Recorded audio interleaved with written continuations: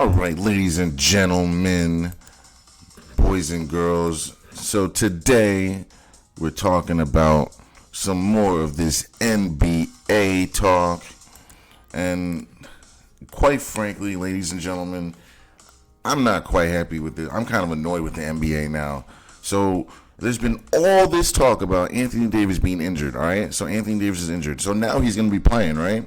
Now, all of a sudden, we've been hearing about, oh, Andrew Wiggins this, Andrew Wiggins that. Oh, he was so good. Andrew Wiggins is this. Oh, he's this, he's that, he's this.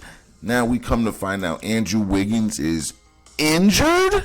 You mean to tell me they're saying he has a left costal cartilage fracture? Why are we hearing about this now?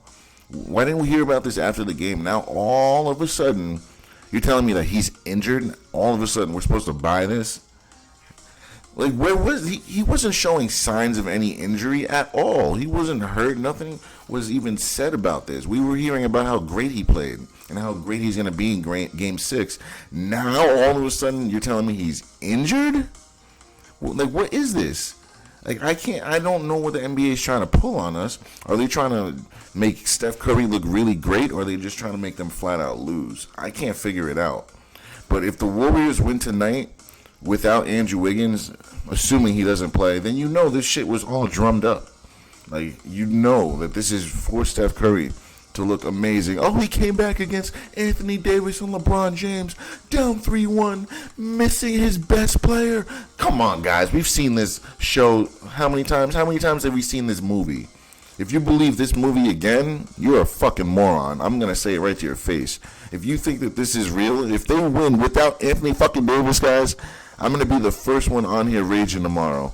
Because it's bullshit. I already see the story they're trying to put in our face right now. There's no reason why the Lakers should lose this game. Anthony Davis is playing. All their guns are there. The Warriors are missing their second best player. If he plays, he's going to supposedly be hurt. Unless that's an out. Who knows?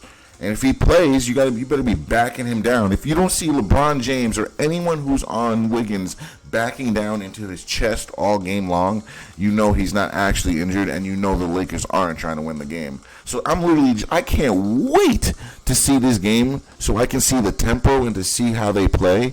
Because I'll make a live during the game. If I see any inkling showing that the Lakers are not showing their full effort, I'm coming on and live, and I'm letting you guys know right away that the Lakers are throwing this freaking game in our faces.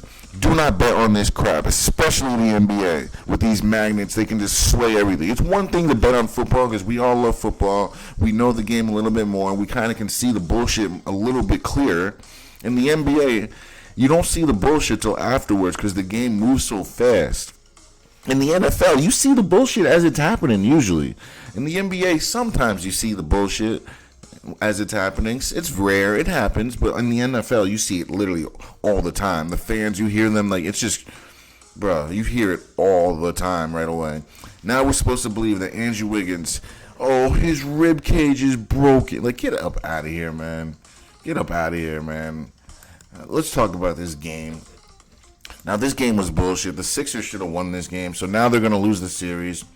They had them right where they needed them. I guess the NBA wants Boston to look great and also claim their money with the 7 games. They're trying to shove 7 games down our throat. But they knew that they couldn't shove 7 games of the Nuggets series and Suns down our throat because everyone can see the Suns are not on the same level as the Nuggets. If they forced a Game 7, you would know there's something really fishy going on because that team is not on that level at all. Now we have, let's see here. Let's check this game out. So Tatum had a shit game to begin and then comes out and plays better. Marcus Smart they let Marcus Smart of all people score 22 points. If you're going to let that happen, you're going to lose the game. If Marcus Smart's dropping 20 on you, how are you going to win? He's their leading scorer. You don't deserve to win. If you let Marcus Smart be the leading scorer of a team and you lose, you deserve to lose, guys. Like, come on now. Literally everyone in double figures except for one person. I'll even give it to Derek White. Literally, they had everyone, and basically everyone that got the ball was a scorer, except for Al Horford, who had a shit game. He played well on the rebounding side, but on offense, he couldn't hit the backside of a damn barn. Like, it was hard to watch. I live in Boston, so it was really hard to watch, guys. I'm not even a Boston fan. I like to just watch sports. I analyze sports. I break it down. Whatever I see, I just tell you guys what I see. I used to be a fan. Like I used to say, the New York Knicks. Every time I think about them, I just want to grab something. I wish I was a New York Knicks hat so I could real quick right on top of it. Anyway, back to what I was saying. But anyway, yeah, I don't root for any team, but I live in the area, so I see all Boston sports. Anyone in the tri-state area, I see all those sports. I see basically anything, but that's what I see most of because I live here. But I don't think the Celtics should have won this game. I don't think they're the better team in this series. I don't think they have the better coach. I just think that they're more marketable because Jason Tatum, you know, those light-skinned boys, you know, the NBA loves their light skins. Look at Steph Curry over there. They're going to praise him. They're going to push him. Well, let's see what they do Game 6. If the Warriors win Game 6, it's all about Steph Curry and his greatness and what they're trying to just shove down our throats. I'm sick of it. I'm literally sick of them shoving shit down our throat. Like, let us see this shit organically. Let us see who the best player is organically. It's probably going to be KD, right? It's probably going to be guys like Jokic and Embiid, the guys that are just highly skilled. It's not going to be Steph Curry who gets assisted on every shot. Like, come on now. They're using magnets on his shots. It's clear as day. Now, you look over here on this side, Joel Embiid and Tyrese Maxey were the leading scorers. Great games by those two. You needed 26 from Harden, and you only got 13. But he still had a good game, but you need more from Harden. Harden, like I say, Harden has to drop at least 25 points with Embiid dropping 25, and everyone else has to pitch in on top of that to win the game. Tobias scoring 2 points, you can't have that, Tobias. You just can't. He's a good player. He's better than that. We all know it. He knows it. PJ Tucker did more than Tobias. That can't happen. All I'm saying, bro, in 42 minutes, Tobias, you got to give him more than 2 points. Is that too much to ask? If he gives them the usual 15 to 20 that he gives, bro, they win the game. If Harden gives them 18 and 20 points, they win the game. What else? Melton gave them nothing. He usually gives them a few. Who else? House gives them usually gives them more. Shake Milton, I don't know what happened with him. He was supposed to be a good player. I don't know what happened with him. He's 6'7", a point guard, and just was never able to get right, man. It's just a shame because he was supposed to be a good player. But anyhow, either way, man, I feel like this Philly team, they match up well. I don't get why they can't beat this team. They have the size, they have the length. They remind me of the Nuggets, guys, this Sixers team. Like, they really should beat the Celtics, but you know what I'm saying? It's all about marketability. And Boston with the historics, how historical the team is with Jason Tatum, his light skin, all that, man. He's the star of this series. It's him. He's the star of the series. Embiid is the MVP, but it's very rare the MVP wins the championship. So it's kind of like the NBA is like, we'll give you the MVP, but you're not winning both. I don't know, man. I don't know what it is about the NFL and the NBA where they only allow Patrick Mahomes to do it, or they pick certain people that can do it, but it's not something that's always done. It's very freaking rare. So I would love to see it. Man, I would love it for Joel Embiid to win the championship and the MVP. That'd be cool. We get to see someone else win it for freaking once instead of the same freaking people. Because it's just hard to watch, man. It becomes very, very hard to watch. Stagnant. Like, I don't know, guys. I just can't see another Warriors championship. Like, at least with the freaking Lakers, it's been a couple years. You know what I mean? With the Warriors, it seems like every freaking year they're shoving this shit down our throat. Oh. All right, let's talk about this other game real quick and get up out of here. All right, so, oh yeah, this game, honestly, I'm not even gonna lie to you guys.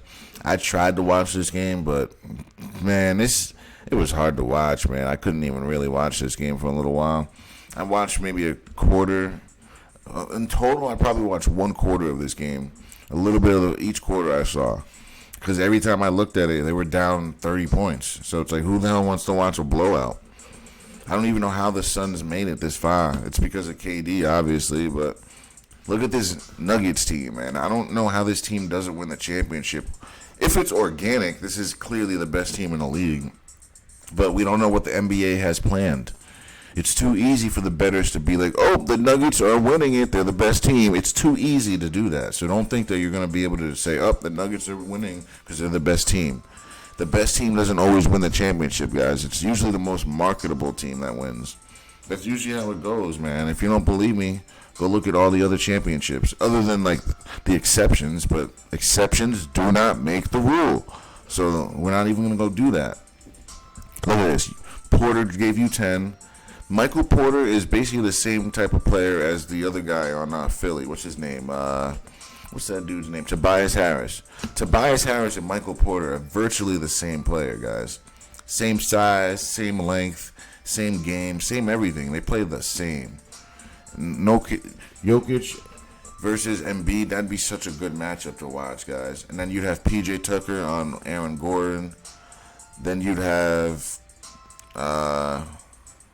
James Harden on Caldwell Pope, and then Maxey on Murray. Honestly, that'd be such a good matchup. I'd rather see that finals. I'd rather see the Sixers versus the Nuggets. I think that would be a good finals to watch. But I would probably take the Nuggets to win just because I don't know who to pick out of those two. But to me, those are the two best teams in the NFL, or NFL, in the NBA. Those are the two best teams. Because they have a position at each, they have a player to each position, honestly. But PJ Tucker isn't that good, and Aaron Gordon is meh. But he adds an edge. So those two are the two guys that you could live without, I guess. But the other four, great matchups. I just don't know how Miami would match up with this team. They're too small. Like, they could do it, they'd figure it out. Like, you would have to put Bam Adebayo on Jokic, but that wouldn't work too well. Jokic would shoot right over him because I think he has like 3 inches on him, maybe 2. And then you'd put Kevin Love on Aaron Gordon. Then you'd have to put Jimmy Butler on either Michael Porter or Jamal Murray, whoever is the most threatening at the time. And then you got, I guess, Duncan Robinson. I don't know. They got a lot of players to choose from on Miami. It's a shame that Oladipo and the other guy went down because they could have really used those two guys. If they had those two guys, I'm picking Miami guys because there's just so many bodies. But they're losing bodies because the NFL. I keep saying NFL because the NBA has their certain teams they want to win. If Miami was intact, they'd clearly be the best team in the East. But right now, missing those two players. It's hard to say, man. It really is. But let's look at the Sun side. I bet it's going to be the same two guys, as always. Let's see. The same two guys, right? Durant, 23. Oh, no.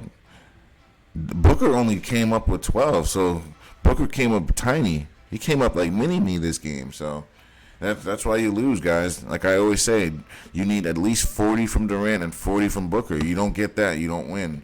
Cameron Payne drops you 31, and then Booker can't help you out. This is a game that if Durant and Booker played well, they could have won because you have Cameron Payne playing his freaking life away. Like, goddamn. And then you get nothing else. It was just those three guys and no one else. Not even, because Booker gave you shit. It was just those two guys and not even Booker this time. Like, 13-12, that's not doing anything. It's just basically like you're a role player. So I don't know, like the people that really thought the Suns would win this series, I don't know what you were thinking, because even though KD is the marketable player, Nuggets are light years ahead. They're just a better team. They were constructed meticulously. The Suns, they were just put together literally weeks ago. Like this Suns team, they literally scrambled the team together. KD played 2 regular season games, and then he played more playoff games than he did regular season games with this team.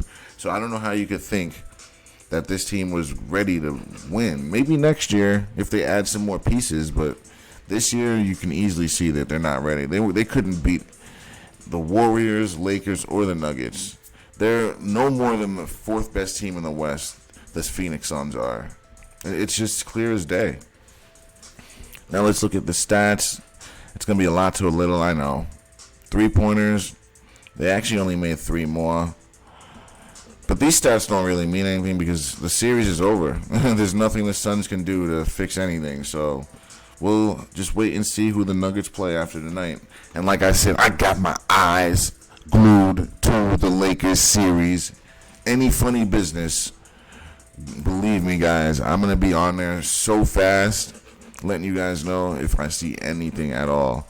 I just want to see the stats of this game real quick. I just want to see where the Sixers really effed up at. So let's see. So Boston had 6 more turnovers and they still couldn't capitalize. That's crazy. They had less assists. So you mean to tell me you had 7 or 6 more turnovers and then 7 more steals and you still can't win the game, guys? Oh, and there it is, the rebounding. 12 less rebounds. So that's what it is. The rebounds, they made more free throws. Oh, and there it is, guys. 3-point shot and rebounds. That's how they lost. They made 7 less threes and 12 less rebounds. You can't win like that, guys. And you know, Doc, I don't have to harp it on them. Doc better be telling them. If they don't rebound better with the bigger team, you have the MVP and you're letting this team out-rebound you. Like, I don't think that's even close to legible. Like, what are we doing? You're a smaller team and you out-rebounded a bigger team. Like, it's not supposed to happen. Like, if anything, then they're supposed to beat you fine at the 3-point line. Everywhere else but